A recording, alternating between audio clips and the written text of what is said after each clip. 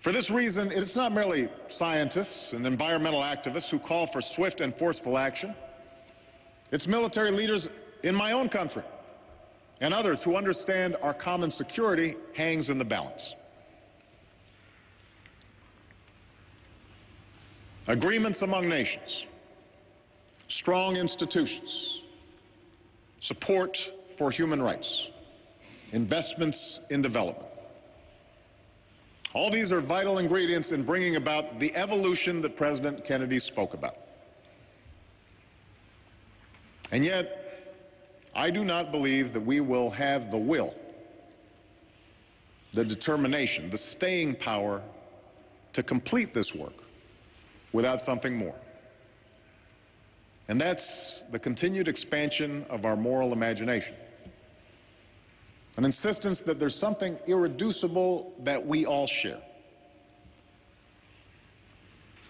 As the world grows smaller, you might think it would be easier for human beings to recognize how similar we are, to understand that we're all basically seeking the same things, that we all hope for the chance to live out our lives with some measure of happiness and fulfillment for ourselves and our families.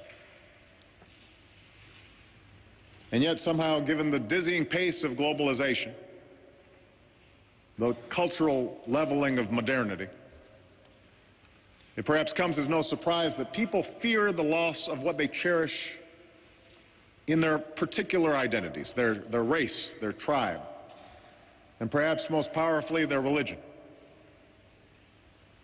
In some places, this fear has led to conflict. At times, it even feels like we're moving backwards. We see it in the Middle East as the conflict between Arabs and Jews seems to harden. We see it in nations that are torn asunder by tribal lines. And most dangerously, we see it in the way that religion is used to justify the murder of innocents by those who have distorted and defiled the great religion of Islam and who attacked my country from Afghanistan. These extremists are not the first to kill in the name of God. The cruelties of the Crusades are amply recorded. But they remind us that no holy war can ever be a just war.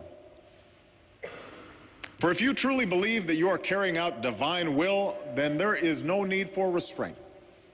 No need to spare the pregnant mother, or the medic, or the Red Cross worker, or even a person of one's own faith. Such a warped view of religion is not just incompatible with the concept of peace, but I believe it's incompatible with the very purpose of faith. For the one rule that lies at the heart of every major religion is that we do unto others as we would have them do unto us. Adhering to this law of love has always been the core struggle of human nature. For we are fallible. We make mistakes and fall victim to the temptations of pride and power and sometimes evil. Even those of us with the best of intentions will at times fail to right the wrongs before us. But we do not have to think that human nature is perfect for us to still believe that the human condition can be perfected. We do not have to live in an idealized world to still reach for those ideals that will make it a better place. The nonviolence practiced by men like Gandhi and King may not have been practical or possible in every circumstance, but the love that they preached, their fundamental faith in human progress, that must always be the North Star that guides us on our journey. For if we lose that faith, if we dismiss it as silly or naive, if we divorce it from the decisions that we make on issues of war and peace, then we lose what's best about humanity. We lose our sense of possibility. We lose our moral compass.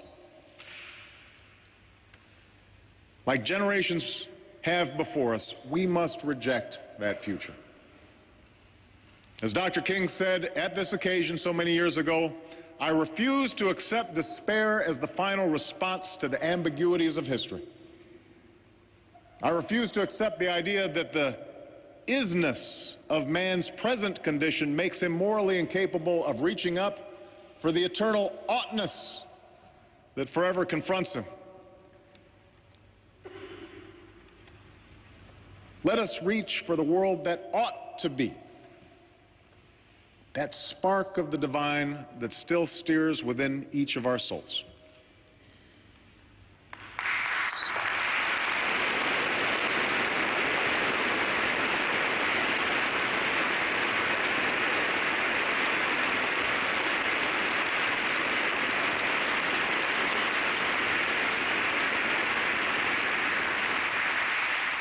Somewhere today, in the here and now, in the world as it is, a soldier sees he's outgunned but stands firm to keep the peace. Somewhere today, in this world, a young protester awaits the brutality of her government but has the courage to march on. Somewhere today, a mother facing punishing poverty still takes the time to teach her child, scrapes together what few coins she has to send that child to school, because she believes that a cruel world still has a place for that child's dreams. Let us live by their example. We can acknowledge that oppression will always be with us and still strive for justice. We can admit the intractability of deprivation and still strive for dignity. Clear-eyed, we can understand that there will be war and still strive for peace. We can do that, for that is the story of human progress. That's the hope of all the world. And at this moment of challenge, that must be our work here on earth. Thank you very much.